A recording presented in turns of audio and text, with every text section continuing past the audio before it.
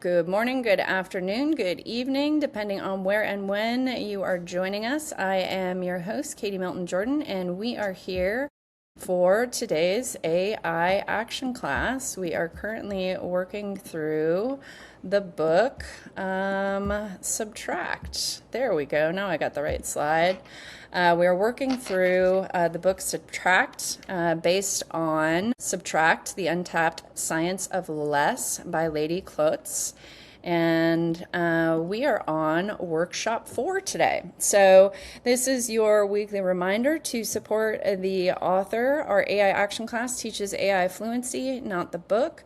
We use the book's frameworks to practice building and using AI workflows. And if you find these ideas valuable, please visit the author's original URL to learn more.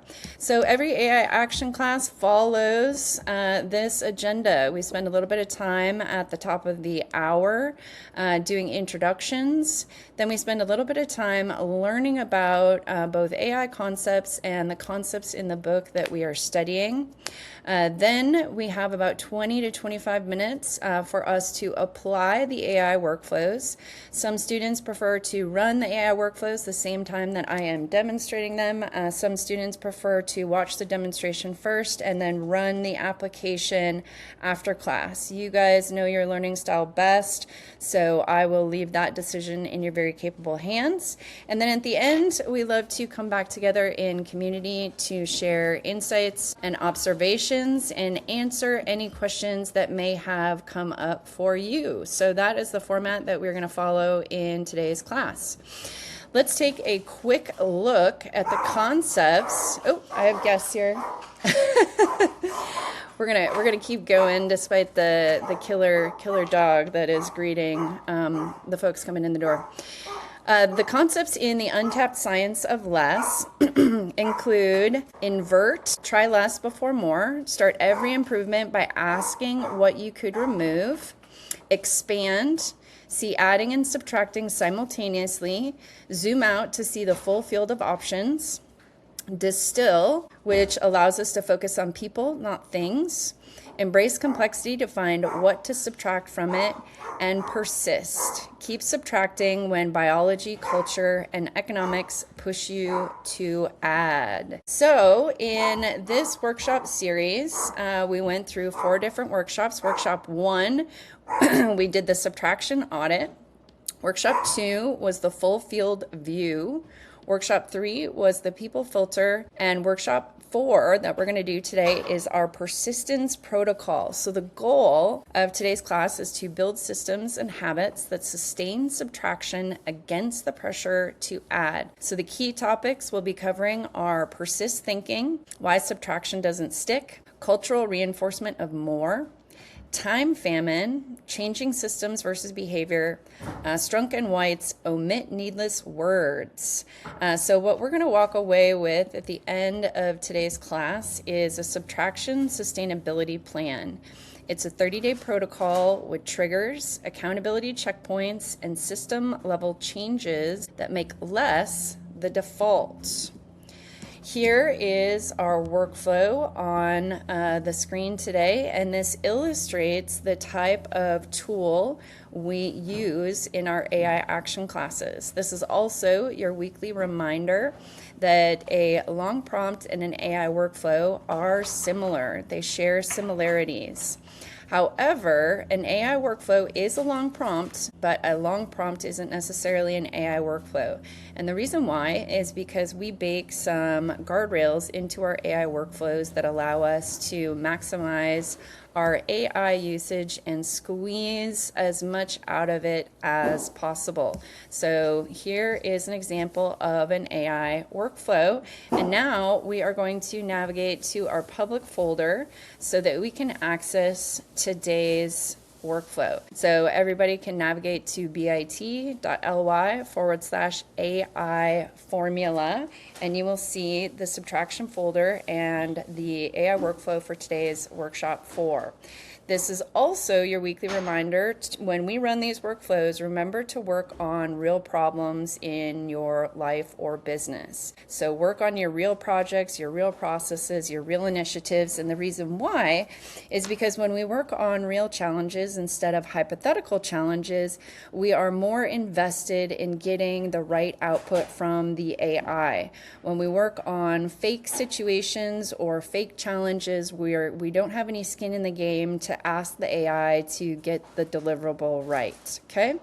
This is also your time to learn and explore both the concepts in the book and AI fluency. Remember when you're working with your AI that if you can't think of an answer to the question, you can instruct your AI to make suggestions based on what it knows about you or even based on industry best practices.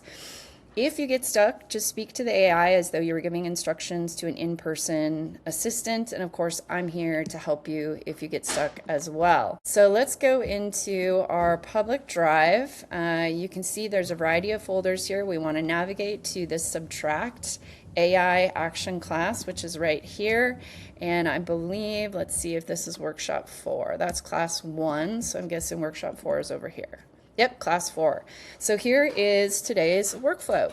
First, we want to read the introductory paragraph to help us understand what the AI is going to be asking us about in this session. So you are a strategic advisor and expert in the principles from Subtract, the Untapped Science of Less by Leidy Klotz. Your specialty is the 4th action framework, Persist, the discipline of sustaining subtraction against the biological, cultural, and economic forces that constantly push you to add. Your role is to guide me through a structured process to build a subtraction sustainability plan, a 30-day protocol that makes less the default. So at each step, we're going to do the steps the way that we always do, and the goal is to have a finished subtraction sustainability plan by the time the last step is done. So in step 1, we will audit our addition patterns. We're going to map the resistance forces in step 2. In step 3, we will design subtraction defaults. In step 4, we will build accountability structures. And in step 5, we will design the 30-day protocol. And step 6 will be our final deliverable, the subtraction sustainability plan. As always, we're going to come down here to the bottom and we're going to copy this entire prompt and we are going to bring it into our LLM. And today I'm going to run in Gemini because I haven't used Gemini in a while and I think it might be fun to see what Gemini produces for us. I'm going to go ahead and select the fast model today. I'm going to prompt this in here and go ahead and hit run. Okay, we have a persist strategist. We're going to move beyond the aha moment of subtraction and into the disciplined practice of making less your permanent default, the principles of persist. Biology, our brains evolved to see addition as a sign of competence and resourcefulness. Adding triggers a hit of dopamine, subtracting often feels like losing. Culture, we live in a world that equates busy with important and more with successful. So true. Economics, most business models are built on growth, more features, more users, more billable hours. So to persist, we must move past willpower. Think of Strunk and White's famous writing rule, omit needless words. It's not a suggestion, it's a system. By making subtraction a default rule, they change the DNA of clear writing. We also have to fight for time famine paradox. We have more time-saving tools than ever. Great AI. The human capacity gap is a challenge. Yet we still feel more rushed. Why? Because every time we save a minute, we fill it with 2 new commitments. Persistence is about closing that valve for good. So to build our subtraction sustainability plan, we need to move through 5 steps. Audit your addition patterns, map the resistance forces, find subtraction defaults, build accountability structures, and design our 30-day protocol. It's asking me, do I want a primer on the 3 forces? I'm going to say let's jump right into step 1. However, if you do want to go a little bit deeper with the content, you can ask your AI to give you a primer. And this models how we can customize and personalize education at scale using AI. So we're going to audit our addition patterns. And the context questions are the recent additions. Think back over the last month. What have you added?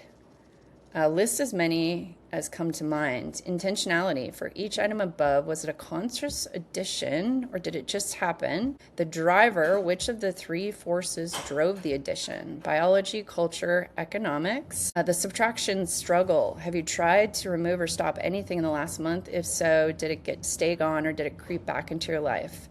If you provide a few examples, I can fill in the rest. And I'm going to use my WhisperFlow tool now to answer this question.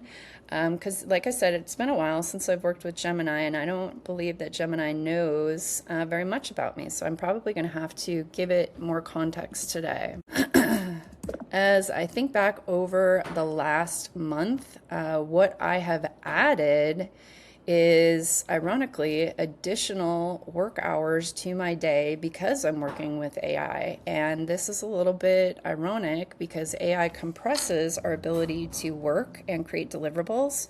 So I'm shipping and producing now more than ever, and it has brought me great success, new recent success. However, I am still working the same amount of time, if not more, as I was before I started using AI. So I'm noticing that the hours of time I'm saving are just getting filled with more work. And I think that it just happened. It wasn't necessarily a conscious decision, but to a certain extent, I enjoy working with AI. It's very engaging, so I like the work that I'm doing. I feel passionate about it, but I think that the driver was economics because it's tied to a financial incentive. The more I work, the more clients I reach out to. One would argue that there is increased revenue or increased success. And to a certain extent, I have seen that feedback loop produce that result, but I need to break out of this filling those holes with more work. So I'm looking forward to the next steps. So my WhisperFlow tool has captured all of that context, and we're going to hand it over to Gemini and see what feedback we get. So textbook example of the time famine paradox. You've upgraded your engine to go twice as fast, but instead of arriving at your destination, you've decided to drive twice as far.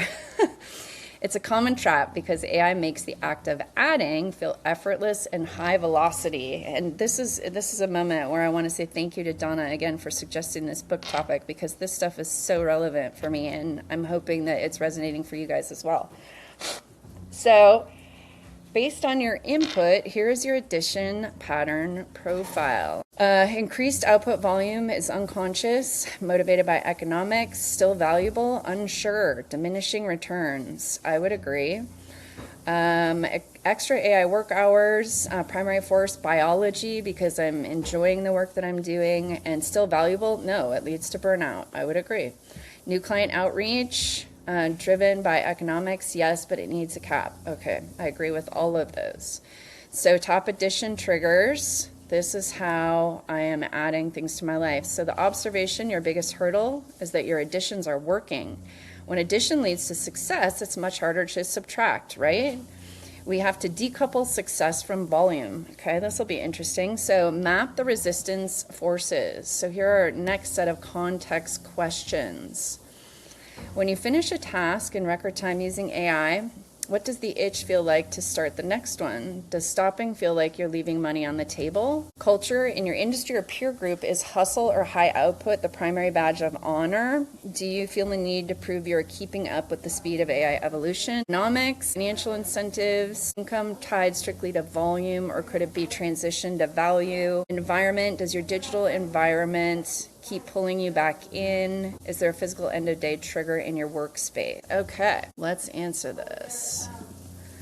good questions. And when I finish a task, the itch for the next one is actually, I think, tied up in culture and economics, because the promises that I am making to my clients are to over deliver. And right now I am fighting against getting enough prospective clients into my pipeline and promising them something that over delivers relative to the value that they pay me. So there's not an itch that makes me feel like I'm leaving money on the table. It's that the promises that I'm making to prospective clients are holding me accountable to keeping moving. And I'm definitely in a peer group where hustle and high output is the primary badge of honor, but that's also a little bit defined by market forces at the moment,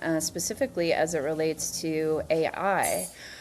Because one of the strategies that we are deploying is providing valuable outputs for significantly less than some traditional firms provide it, kind of like the Walmart principle, right? Like we are entering our clients' spaces using a loss leader principle, and that loss leader principle holds me accountable to working more. And I believe that there's probably going to be a threshold or a crossover when the numbers that I have in my pipeline produce the results that I need to be sustainable. But I think that is one of the factors that's working against me.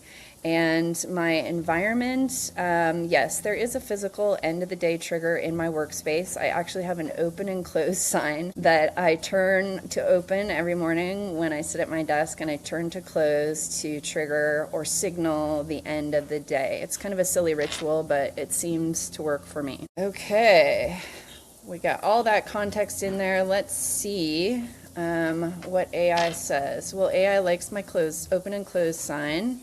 The current business strategy on the loss leader is creating a massive economic headwind by promising to over-deliver at a lower price point. You've built a system that requires addition to remain solvent. It'll be interesting to see how AI suggests we solve this. Based on your context, here's your resistance force map. So biological, the over-delivery, big promise to clients. Cultural, hustle is a badge of honor. Economic, loss leader trap. Environmental, pipeline pressure, the digital queue of prospects waiting for extra value. So the observation, your close sign is fighting a war against your loss leader pricing. If the economics demand volume, your brain will always find a way to ignore the sign. To persist, we need to subtract the obligation to over-deliver. So here's our next set of questions. The enough threshold, crossover point. What is one in, one out rule for clients? The over delivery cap. What is the needless part of your deliverable? If you're over delivering, you are by definition adding things the client didn't pay for. What is one specific extra you can stop providing by default? The AI guardrail. Can we set a once and done rule for your AI prompts? I will only run 3 iterations. The 4th iteration must be subtracted. The calendar hard stop. Since you have the physical sign, can we automate the digital sign? Auto shirting down. Look, I think we caught AI in a typo. At a specific time, so the closed sign is backed by a closed computer. Okay. Of these context questions, the enough threshold is the one that I think resonates most for me, because I do believe that there is a mathematical crossover point.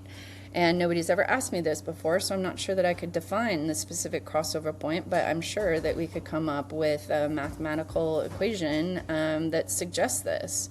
And I'm thinking that it probably looks like X amount of revenue, X amount of profit margin, X amount of operational expenses, that allow me to live a lifestyle that I define as enough. And I think it would be helpful to perhaps define that in advance so that these external forces don't continue driving me to do more. And the needless part of my deliverable, I feel like going into that is like boiling the ocean right now, because I feel like I just need more numbers of prospects in my pipeline. So I think that we need to drill down into the enough threshold. Okay, by defining enough, you're creating a ceiling that prevents the economic forces from expanding your work hours indefinitely, right? Because they will just keep expanding. The hamster wheel never stops. To help you find that mathematical crossover, we can use a basic enough equation. Hey, look at that. The enough equation. To calculate your threshold, we need to solve for sustainability. So we've got lifestyle, operational expenses, profit margin, building the threshold. To design your subtraction defaults, let's define your enough variables. What's the lifestyle number? If you had to pick a monthly take-home number that covers your needs and enough wants, what is it? The margin reality. What percentage of your fee is actually profit? The capacity gap. Wow, these are going to be hard questions. 1 in, 1 out rule. If you hit your enough revenue. These are hard numbers. These are going to be interesting numbers. See if I can come up with them on the fly. We're gonna take a stab at it. I'm gonna dig deep and see if I can do this. Okay, I think that my lifestyle number, if I had to pick a monthly take-home number that covers your needs and enough wants, let's call that $10,000 a month. The margin reality, I do not know what my margin is currently, so let's use industry best practice metrics for a consulting firm. What's the margin reality for a consulting firm that delivers AI tools and solutions? The capacity gap, how many clients can you serve at that margin before I hit 40 hours a week? Now this is a difficult question for me to answer, because I am in roughly month 18 of a new business venture, and thankfully we are profitable. However, I'm still offering clients low price point services as I work through my ascension ladder to be able to offer them higher value services that give me a better profit margin and solve for my capacity gap. So I think that this is another valuable that we need to account for in the equation, and we can expect my revenue margin to increase over time. Again, maybe we take a look at industry best practices to see what's a profit margin steady increase over time for a consulting agency. The 1 in, 1 out rule. Once you hit your enough revenue, would you be willing to implement a rule where you must fire your lowest paying or highest stress client before taking a new one? Absolutely. There we go. Yes, Katie is not a commodity. There's only one of me. There's only so much I can do. Okay, this is where persist framework becomes incredibly powerful. You're not just trying to do less, you're trying to out-engineer the economic gravity of a growing business. In consulting, particularly AI services where the tech is moving fast, margins typically follow a U-curve. Early on, they are high, low overhead, dip as you scale, hiring complex systems, and finally they stabilize. For a high-efficiency AI consultancy, a healthy net profit margin is typically 30 to 50. The enough math. Okay, cool. Look at this. We're getting down to some brass tacks. Okay, so if we want a 10K take-home a month, a 40% profit margin, 25% set aside for taxes, reserves, business needs, to generate approximately $21,000 in monthly revenue. If your average loss leader client is paying $2,000 a month, you hit your enough threshold at 11 clients. After client 11 isn't adding to your lifestyle, they are subtracting from your freedom. Design the subtraction defaults based on your ascension ladder and enough. Here's your subtraction defaults menu.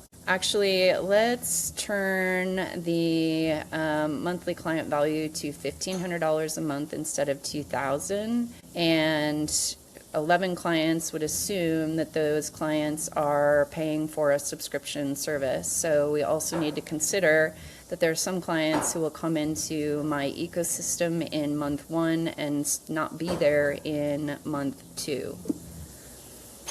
Okay, design the subtraction defaults. It's already starting to give me this defaults menu, but I'm going to give it this edit that I just communicated.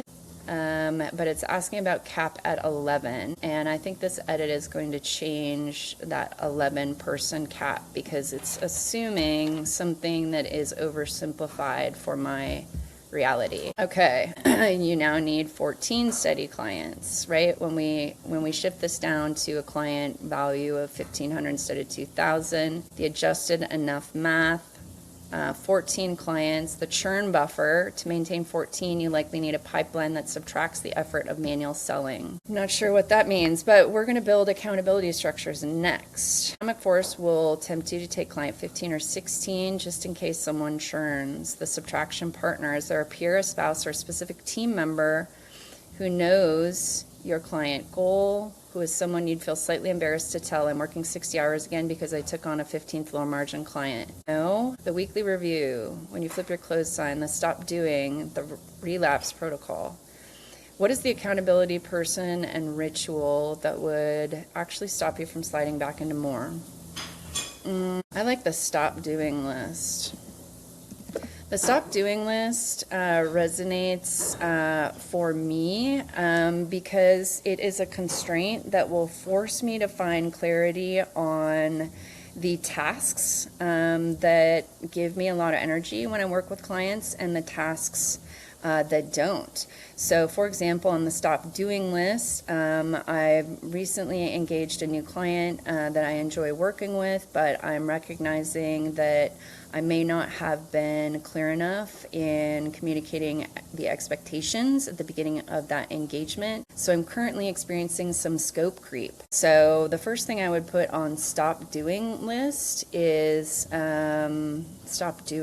stop over promising in new experimental retainer engagements, because that now has me in an expectations loop that I'm not sure I can win.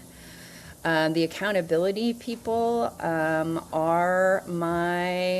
I think that my clients can be my accountability people, as well as my peers, my colleagues in my roundtable group, for example. I think that I can measure how much I'm putting into my business on a daily basis and what is the lifestyle goal, revenue or whatever that's coming out of it. And we want to tighten up those metrics so that I can tell people that my system is working for me, and I'm proud of myself and I'm being intentional about it. So my students, my clients, and my peer group would be my subtraction partners. Run this. And we've got, I think, 6 steps in this one. We're on step 4.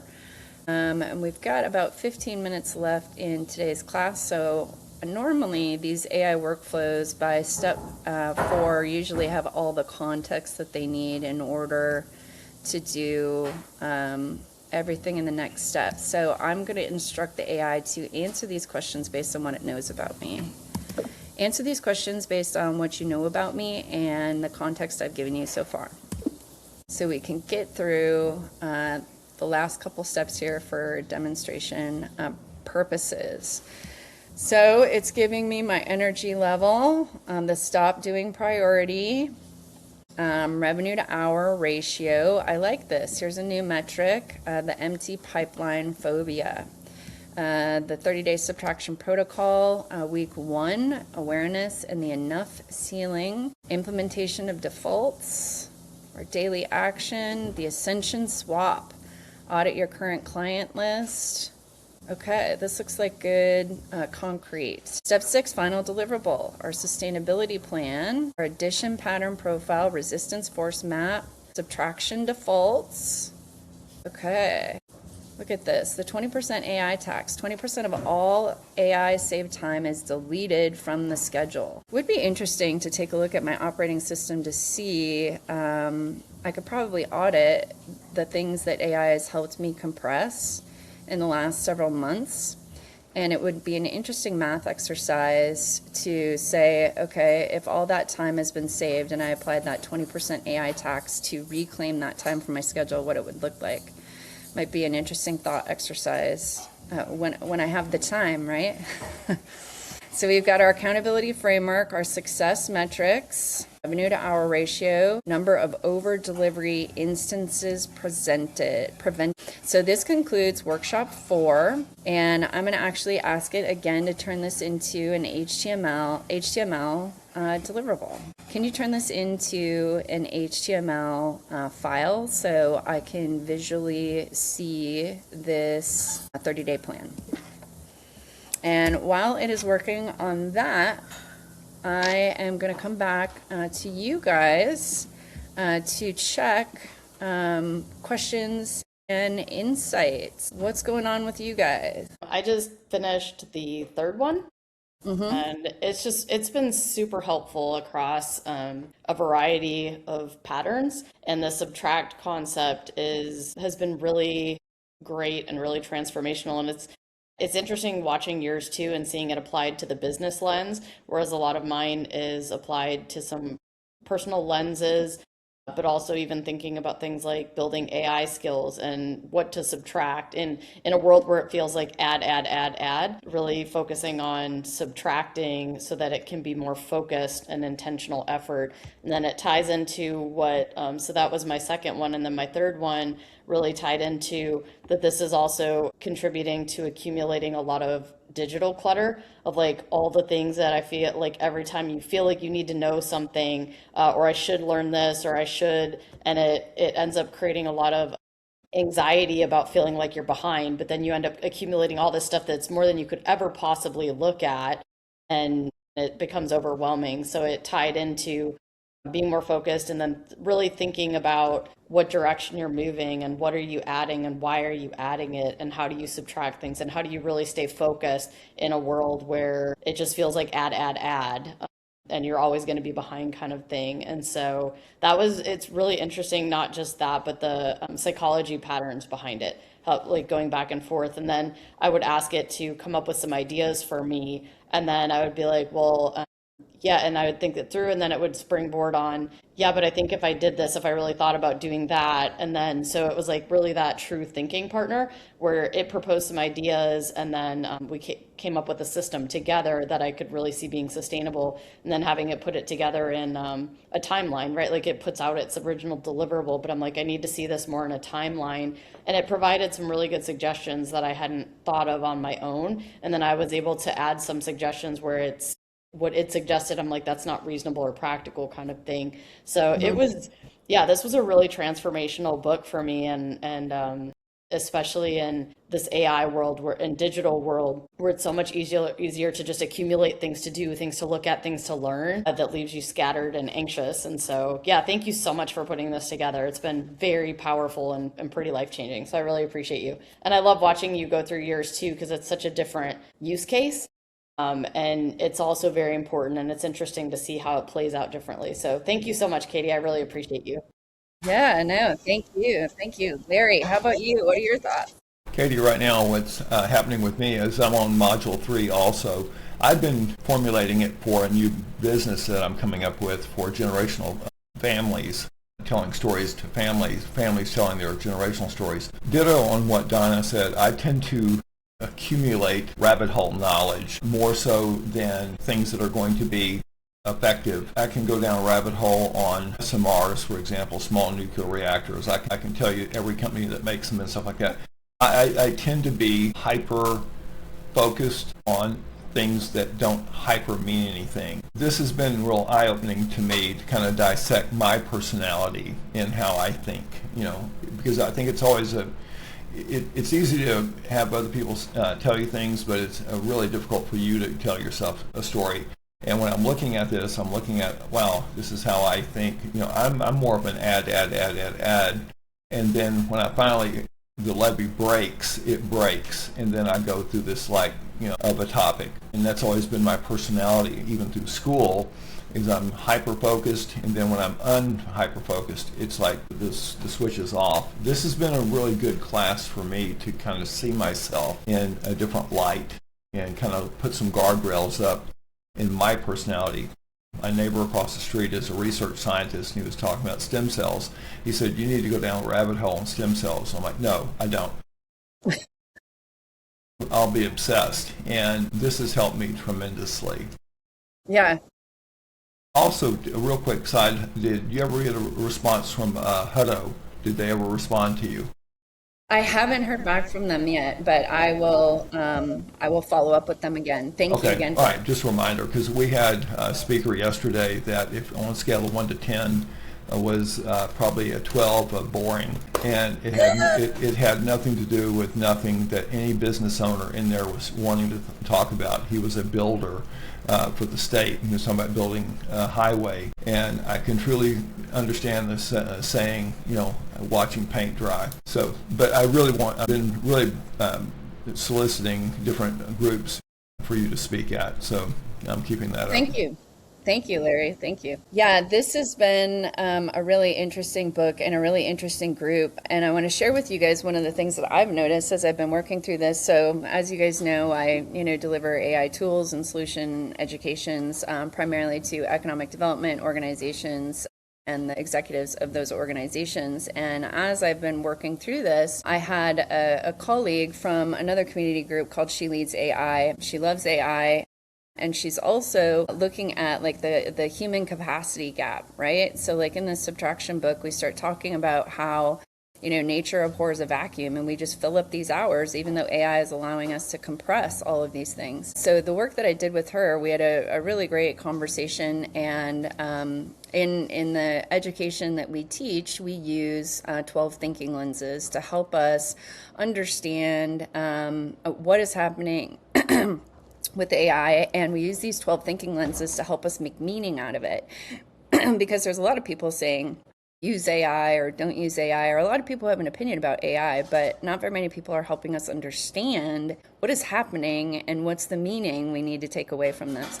So we use these thinking lenses, which are frameworks to make sense of what is happening. And none of these frameworks address the human capacity issue. And so this conversation I had with my colleague led me to create the 13th principle, which is the human operating system. So I've since deployed this human operating system, and I really think that this Subtraction book and these AI action classes that we've been doing together can contribute to that operating system and that body of knowledge. And how do we live through this moment in history without burning ourselves out? How do we bring a lot of people like to talk about the human in the loop. How do we bring the human in the loop with intentionality that allows us to harvest the benefits that AI presents to us? So I think that this is just a really, really fascinating conversation, and I'm really loving these AI action classes, even though they have nothing to do with economic development. I'm glad that you guys are enjoying them too, because I think that there is a place for this, especially in the AI economy, when we know that as soon as we make space for something, it gets filled up. And how do we address the human in the loop in that human operating system? Yeah, I love this so much. So the work we do in Founderwell is all based on the inner OS, which the first pillar is around capacity, right? Capacity, capability, connectivity. And so all of this hits very deeply in the work that we do. I loved how it started with enough. Something my husband actually says all the time to our kids, like, I hope your day's enough.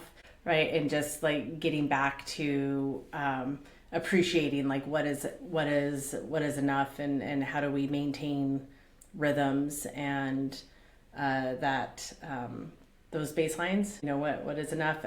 We focus a lot on, Donna was speaking, right, less is more, and just in time instead of just in case, that accumulation, right, of the digital, and so much digital accumulation, but it's really hard to know where to start. And so this was a really great framework to be able to actually, it's like great in theory, but how do we actually apply this and make it actionable? And it was really powerful around that. And so the capacity gap, and then I loved how your AI came back with the dopamine hits, or just the reflection on that, because it is so much of the pace and all the inputs and this pressure, this intensity that we are living in just in life, regardless of a lot of things. It's very dopamine driven. And so that I love that shift of saying, yeah, when you're actually subtracting, it feels like you're taking something away, and that's a weakness or a deficit, when it's like, no, that's actually the superpower. And I love the formulas that it came up with. I work with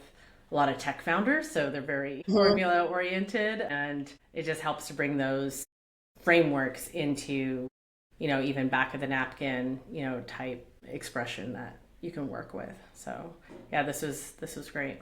Thank you. Awesome. Yeah, I completely agree, because a lot of times I feel like these topics are separated from one another. Like, historically, there's a lot of people that are like, oh, that's, soft, or that's emotional, or that's, but in the workflow that we did today, we were able to marry those two schools of thought, being like, okay, yeah, I get that we need to subtract something, but also, where does the rubber meet the road? What are the numbers that makes this like actually possible? So it is really cool what we're able to do with these AI workflows, and how we're able to engage with AI to customize our education, and hopefully improve not only our technical operating system, but our human operating system at the same time. So we are at the top of the hour. That concludes our time together this week. Yeah. Can I just, one more thing? It was interesting because, like you said, you haven't used Google Gemini before. I'm just curious if you think that if you did something similar, like with Claude or something, if it would be throwing out all those calculations proactively like that. Yes, I think that they were interesting and helpful. Yeah, I think that it probably would have, because that was one of the things that I asked the AI to do. Like, if we look back at the context of the prompt that I gave it, I think that there was something in my language that said, I need a mathematical equation or an algorithm, or, I think that the other models probably would have done something similar. The other thing I wanted to mention is this was workshop 4. So that means we need to start a new book next week. If either one of you have a suggestion of a book that you are just on fire to check out, please DM me or send me an email. Donna, you've kind of knocked it out of the park with the last couple suggestions. You're batting 1,000. But yeah, if you guys have a book that you feel would be really helpful to you, drop me a note and I will get it teed up for next week. And if nothing comes to mind, I will go ahead and pick one from our internal list. Ooh, what works? So who's that by? Tara McMullen. Okay. It's a really interesting take on goal setting and how do you essentially achieve without striving. It actually speaks very much to this capacity gap. I think it would be a fantastic follow-up for this, and looking at capacity. And yeah, I think that this would be an incredible, it's one of those, I have made lots of lines. You probably can't see my lines. So yeah. It's going back to my university days of notations and stuff, but it's like goals versus commitments, just a lot of the language, operationalizing values, standards versus values. And so it's it's a different take, but a much needed framework for goal setting, projects, priorities, like looking at that. So cool. Yeah. Well, I really like that suggestion. Yeah, I think based on after this one, I think it would be perfect. And then gap versus gain, the one you did before, I think that this would actually be a really nice follow up on that. Excellent. Well, thank you for the suggestion, Bess. Yeah, you're welcome. Yeah, she's an incredible author. Well, you ladies have a fantastic week, and I will catch up with you next Thursday. All right. Thank you. Bye.